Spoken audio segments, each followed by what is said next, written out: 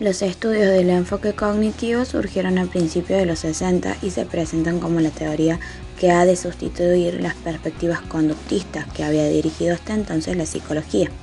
El alumno es un sujeto activo procesador de información que posee competencia cognitiva para aprender y solucionar problemas. Esta competencia a su vez debe ser considerada y desarrollada utilizando nuevos aprendizajes y nuevas habilidades estratégicas. Es así como esta teoría da importancia al papel de la atención, la memoria, la percepción, las pautas del reconocimiento y el uso del lenguaje en el proceso de aprendizaje. Por eso presenta una gran variedad de formas. Algunas de ellas son aprendizaje por descubrimiento. La perspectiva del aprendizaje por descubrimiento que desarrolla Brunner da gran importancia a la actividad directa de los estudiantes sobre la realidad. Lo que será aprendido no se da en su forma final, sino que debe ser reconstruido por el alumno, para luego ser incorporado en su estructura cognitiva. Aprendizaje como procesamiento de información. Según Gagné, en este enfoque se concibe el ser humano como procesador de información basándose en la aceptación de la analogía entre la mente humana y el funcionamiento de los ordenadores. Es por ello que indaga en cómo se codifica la información, cómo se la transforma, almacena, recupera y se la transmite al exterior. Aprendizaje como actividad. Según Serrano, es un proceso activo en el que cumplen un papel fundamental la atención, la memoria, la imaginación, el razonamiento que el alumno realiza para elaborar y asimilar los conocimientos que va construyendo y que ha incorporado en su mente en estructuras definidas y coordinadas. Aprendizaje significativo. Para Ausubel es el aprendizaje donde el alumno relaciona lo que ya sabe con los nuevos conocimientos, lo que involucra la modificación y evolución de la nueva información, así como de la estructura cognitiva envuelta en el aprendizaje. El aprendizaje significativo combina aspectos cognitivos con afectivos y así personaliza el aprendizaje.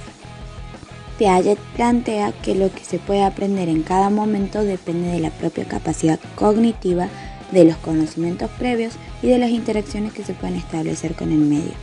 La educación constructivista implica la experimentación y la resolución de problemas, considerando que los errores no son antiéticos del aprendizaje, sino más bien la base del mismo. En resumen, la teoría de Piaget se basa en ciertos aspectos como la maduración biológica y el desarrollo que se produce atendiendo a las diferentes etapas y edades por las que atraviesa el niño. De ahí que indique que hay ciertas cuestiones que debe aprender un niño o no, teniendo en cuenta las 4 etapas del desarrollo cognitivo de la teoría de Piaget.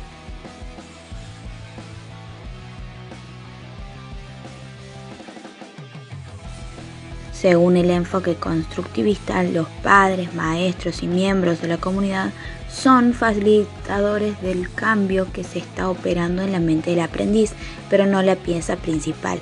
Esto es así porque para los constructivistas, las personas no interpretan literalmente lo que les llega del entorno, ya sea a través de la propia naturaleza o a través de las explicaciones de maestros y tutores. Esta teoría nos habla de una percepción de las propias vivencias que siempre está sujeta a los marcos de interpretación del aprendiz.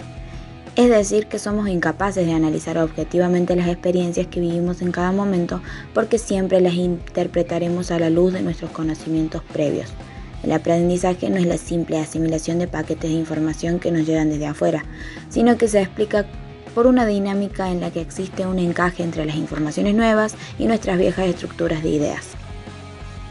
Vygotsky, en cambio, se centraba en estudiar la influencia que tenía el entorno y el medio social en la construcción interna que generaban las personas y que por supuesto eso influía en su comportamiento. Sin embargo, estos autores tenían un punto en común, que era el hecho de considerar a los seres humanos como una parte activa a la hora de tener capacidades para desarrollar sus propios conocimientos. Inteligencias múltiples. Gardner señala que existen casos claros en los que personas presentan unas habilidades cognitivas extremadamente desarrolladas y otras muy poco desarrolladas. De este modo, Gardner piensa que la inteligencia no existe como un factor único, sino que en realidad hay muchas inteligencias independientes. La inteligencia lingüística es la capacidad de dominar el lenguaje y poder comunicarnos con los demás. Sin embargo, no solo hace referencia a la habilidad para la comunicación oral, sino a otras formas de comunicarse como la escritura, la gestualidad, etc. La importancia que tiene la existencia de esta inteligencia es que podemos saber a través de ella hasta qué punto somos hábiles haciéndonos entender y entendiendo lo que se nos dice, tanto por hablado como por escrito. Inteligencia lógico-matemática. La capacidad para el razonamiento lógico y la resolución de los problemas matemáticos está vinculado con esta inteligencia. La rapidez para solucionar este tipo de problemas es el indicador que determina cuánta inteligencia lógico-matemática se tiene. Este tipo de inteligencia puede ser definido como nuestra capacidad de razonamiento formal para resolver problemas relacionados con los números y las relaciones que se pueden establecer entre ellos, así como para pensar siguiendo las reglas de la lógica. Inteligencia espacial. Es la inteligencia que nos permite observar el mundo y los objetos de diferentes perspectivas.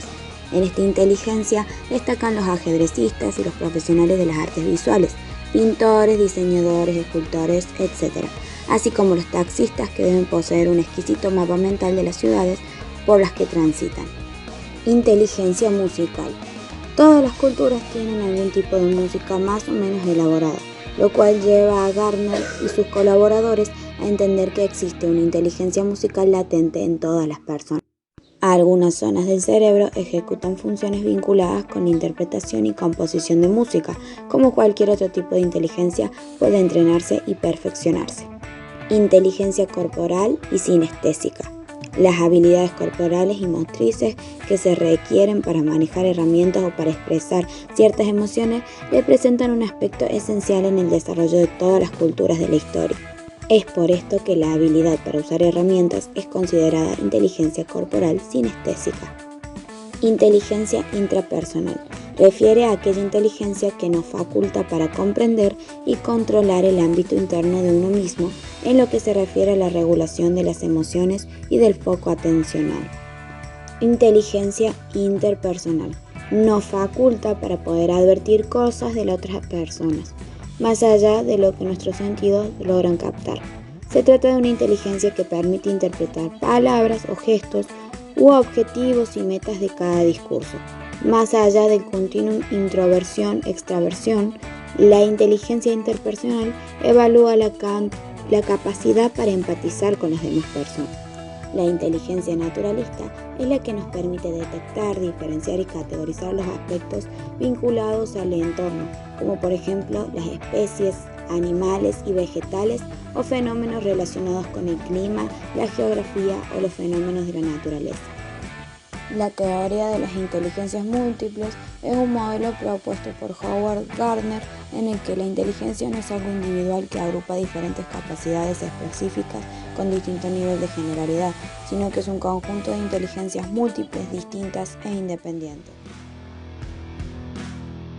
El conectivismo es una teoría del aprendizaje promovida por Stephen Downes y George Siemens. En ella, los alumnos reconocen e interpretan las pautas y se ven influenciados por la diversidad de las redes, la fuerza de los lazos y su contexto. El aprendizaje es un proceso que ocurre dentro de entornos virtuales en elementos básicos, no enteramente bajo el control del individuo. El conectivismo está impulsado por el entendimiento de que las decisiones se basan en modificar rápidamente las bases. La nueva información adquirida lo está haciendo continuamente. La capacidad de establecer distinciones entre la información importante y la que no es vital. La capacidad de reconocer cuando la nueva información altera el paisaje en base a las decisiones hechas en el día de ayer también es crítica. Según Siemens, el aprendizaje ya no es una actividad individualista. El conocimiento se distribuye a través de las redes. En nuestra sociedad digital, las conexiones y las conectividades dentro de las redes conducen al aprendizaje.